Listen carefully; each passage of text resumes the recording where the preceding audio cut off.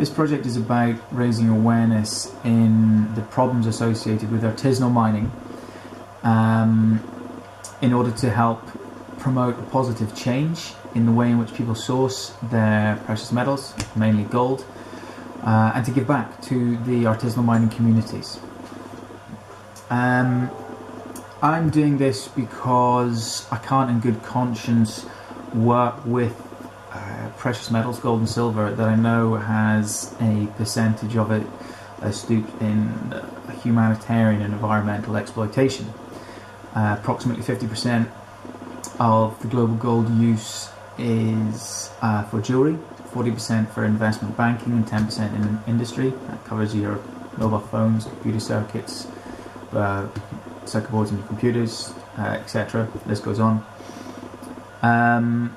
And it's around about 15%, 20% of the global gold turnover or use mining that is artisanal. And there's a lot of problems associated with that. So I am looking for funding in order to facilitate a visit to Uganda, Colombia, South Africa, and here in Scotland, to go and look at all the different types of precious metals mines. Industrial, open and closed pit, as well as artisanal, which are regulated and unregulated. The companies Fairtrade and Fairmined are two organisations that are leading the way in use of responsibly sourced precious metals. So it's really pushing that responsible option to people. One of the things I'm doing is sending a letter out to all the organisations in the UK, or let's say the sort of top 10 in the UK that work with gold. So as I said, 50% gold use is jewellery. So this letter will be going out to a lot of big name jewellers. It'll be going out to banks, organisations, companies, investment, banking, such likes, and the industrial uses as well. So mobile phone companies, dentists, computer companies, etc. Everywhere that uses gold. So I'm going to read you the letter, and then I'm going to publish this on the webpage as well, and this will be what goes out this week to everyone. It's the 13th of December. This is not the best time to be sending this out. It's Christmas, everyone's busy. This is the sort of thing that will get glossed over a little bit, swept under the carpet, the rug, effectively. But time isn't on my side here. The symposium that I am presenting at is on the 28th of March next year, and I have to have all my visits to all these mines done and my presentation ready for then. So that's potentially three trips abroad, which needs to be funded. Well, I've already been part funded by the Incorporation of Goldsmiths, and I'm still looking for a further £3,000 or £4,000 in order to facilitate these trips. So I will, without further ado, read this letter, and here we go. Dear whoever, I am part of a movement in the jewellery industry in the UK to work with responsibly sourced precious metals. In 2018 I will lead a project called Going for Gold. As part of the project I will visit artisanal and industrial precious metal mines in Uganda, Colombia, South Africa and Scotland. In March of 2018 I have been asked to present to 250 jewellers in Edinburgh at the Ethical Jewellery Symposium It's in Our Hands. Going for Gold is an awareness-raising campaign aimed at the jewellery industry to educate in the complexities of the precious metals supply chain and encourage responsible sourcing. The jewellery industry accounts for around 50% of the annual global gold use, investment banking 40%, and industry 10%, they'll make up the rest.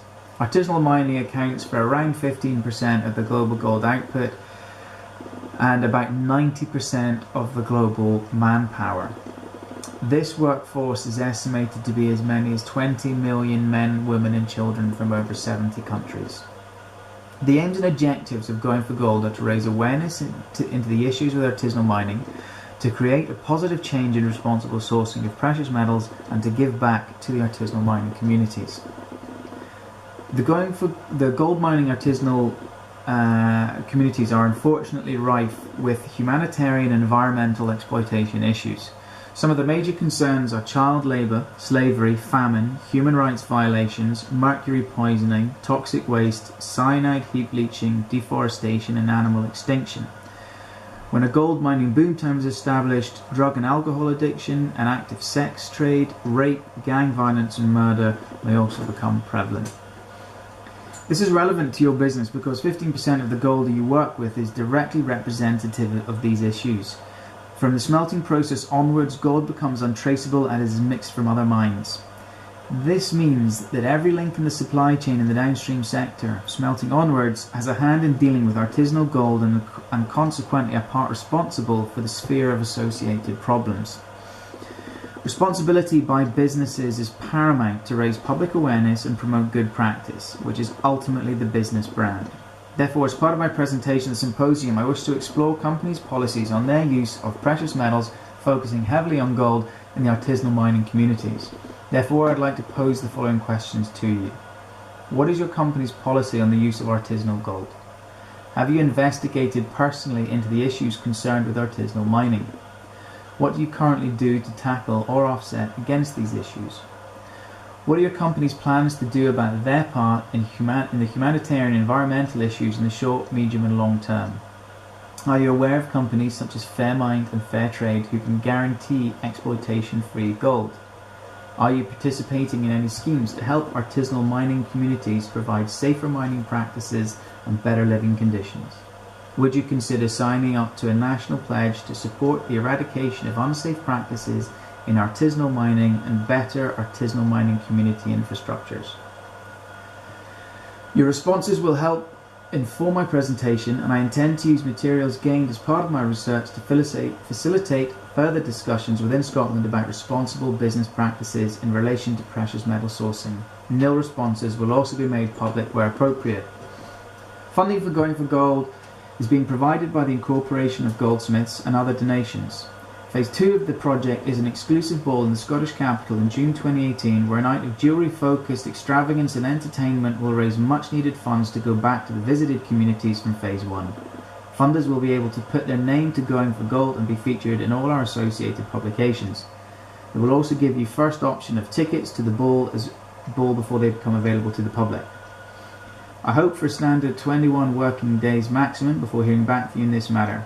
I will be publishing my letters, addressees, responses and non-responses in my report in the symposium next year and online on my digital platforms. Should you wish to know any more information, or if you're interested in knowing how to support this project, please do not hesitate to contact me. Yours sincerely, Ian Nicholson, Managing Director of the Precious Metals Workshop. So we'll see where that gets us, who responds, how, and I will publish all that information online as and when it becomes available.